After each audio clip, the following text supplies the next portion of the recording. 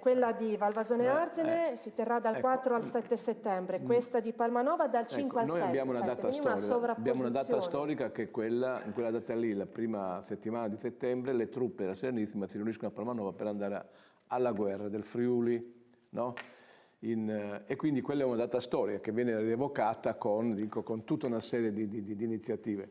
Valvasone prima era in una data differente, era penso a metà settembre, no? E quindi non coincideva, da qualche anno, 1 o 2 anni, l'hanno anticipata perché coincide con Friuli Doc.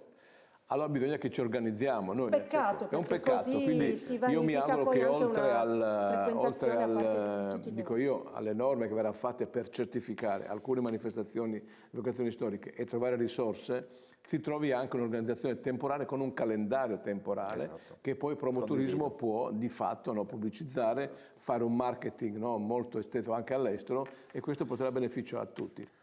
Condivido quello che ha detto il consigliere. Ne lavoreremo su questo disegno di legge, avremo la possibilità di vederci insieme, quindi nelle commissioni e quant'altro, però quello che ha detto è vero, perché è inutile. La gente preferisce, cioè ha piacere di andare a Palmanova il giorno che c'è la rivocazione e non è che va lì e va là, no? Perché insomma, poi insomma i tempi sono quelli che sono e quant'altro, quindi bisogna sicuramente lavorare su questo.